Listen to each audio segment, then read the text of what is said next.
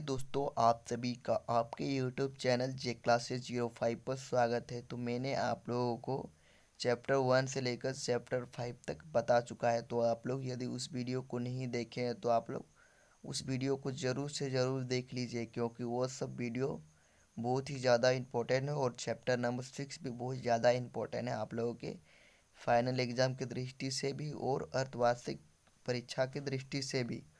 तो देखिए कि चैप्टर नंबर 6 में किस प्रकार के क्वेश्चन आप लोगों के फाइनल एग्जाम में पूछा जाएगा और अर्धवार्षिक में भी पूछा जाएगा। तो चैप्टर नंबर 6 का जो फर्स्ट क्वेश्चन है कि पूछा जा रहा है कि प्रारंभिक भक्ति आंदोलन की उत्पत्ति कहाँ से हुई। जो प्रारंभिक जो भक्ति आंदोलन जो हुई थी वो कहाँ से हुई थी, ठीक है। तो ऑप्शन नंबर ए में देखिए, पूर्वी भारत, पश्चिम भारत, दक्षिण भारत या उत्तरी भारत कहाँ से हुई थी, ठीक है। तो एक का क्या राइट आंसर हो जाएगा, तो एक का हो जाएगा ऑप्शन नंबर सी हो जाएगा, दक्षिण भारत से जो भक्ति आंदोलन की उत्पत्ति हुई थी। क्वेश्चन नंबर 2 की उस भक्ति परंपरा को बताइए जिसने विधवा पूर्ण विवाह का समर्थन किया। तो 2 का क्या राइट आंसर हो जाएगा, तो 2 का ऑप्शन नंबर बी लियायत ने किया था, ठीक है। क्वेश्चन नंबर 3 की पधावत किसकी रचना है। जो पधावत है वो किसकी रचना है। तो 3 का क्या हो जाएगा, 3 का ऑप्शन नंबर ए में देखिए कि दिया गया है कि कबीरदास दिया गया है और तुलसीदास दिया गया है और अमीर खुसरो या मलिक मोहम्मद जायसी ने दिया है, ठीक है, जो रचना। तो इसका राइट जो आंसर हो जाएगा वो हो जाएगा तुलसीदास, ठीक है। क्वेश्चन नंबर 4 कि अमूर्त निरांकर ईश्वर को उपासना करने वाले भक्तों को कहते हैं, तो क्या कहते हैं। तो 4 का क्या राइट आंसर हो जाएगा, तो अलवार और नैनार कहते हैं, ठीक है। तो 5 का option number B. Question number 6 की गुरु नानक का जन्म कहाँ हुआ था।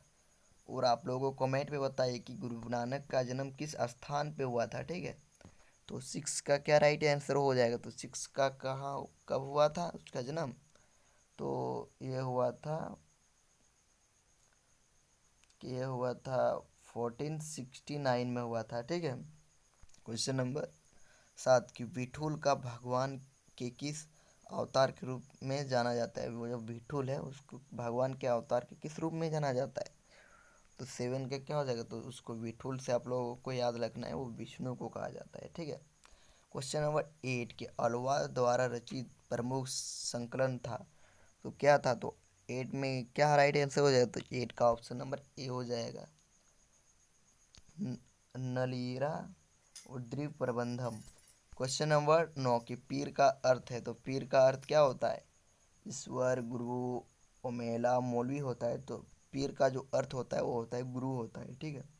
क्वेश्चन नंबर 10 कि गैर मुसलमानों को कौन सा धर्म धार्मिक कर देना पड़ता है। तो 10 का क्या हो जाएगा, तो 10 का ऑप्शन नंबर सी हो जाएगा, जजिया देना पड़ता है, ठीक है। और आप लोगों को समझ में आ रहा है तो आप लोग को लाइक करें, सब्सक्राइब करें और कमेंट कीजिए, ठीक है। क्वेश्चन नंबर 10 कि शेख मुहिउद्दीन चिश्ती का दरगाह कहाँ स्थित है। तो शेख मुहिउद्दीन चिश्ती का जो दरगाह है वो अजमेर में स्थित है, ठीक है। क्वेश्चन नंबर 12 में पूछा गया है कि शेख निजामुद्दीन औलिया का दरगाह कहाँ स्थित है। तो 12 का क्या हो जाएगा, तो 12 का ऑप्शन नंबर ए हो जाएगा, दिल्ली में है, ठीक है। क्वेश्चन नंबर 10 कबीर के दोहे का संकलन है, तो किस में है। तो 13 का क्या हो जाएगा, 13 का ऑप्शन नंबर सी हो जाएगा, बीजक में है, ठीक है। कबीर के दोहे के संकलन किस में है, तो बीजक में है। क्वेश्चन नंबर 14 कि असम में भक्ति आंदोलन का प्रचार प्रसार किसने किया। तो 14 का हो जाएगा right answer option number D, Sursagar ने किया था। क्वेश्चन नंबर नहीं 14 का हो जाएगा ऑप्शन नंबर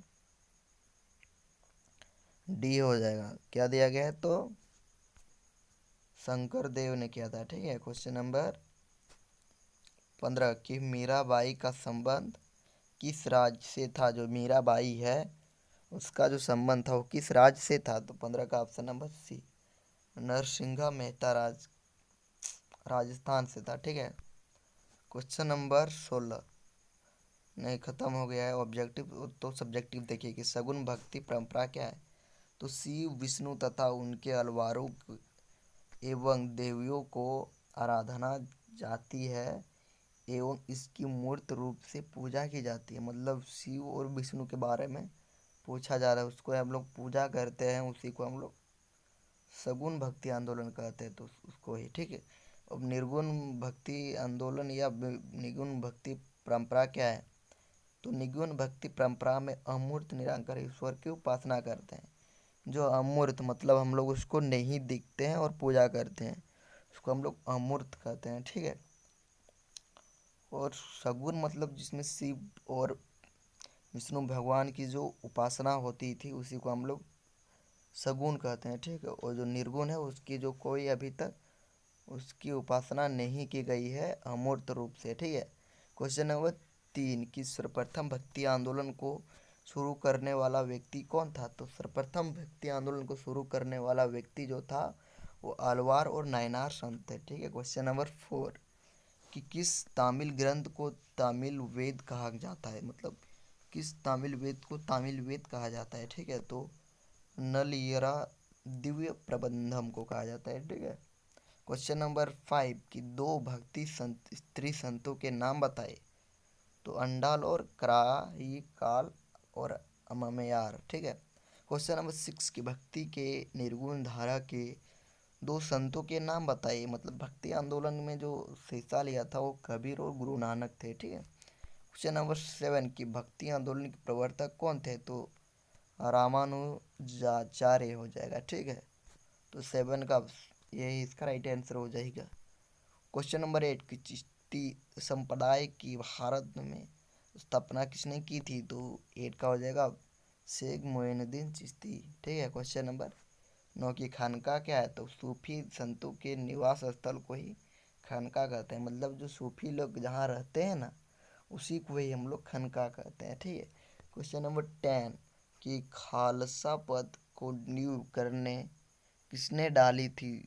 सिखों के 5 प्रतिज्ञा गुरु गोविंद सिंह ने खालसा पंथ की नींव डाली थी।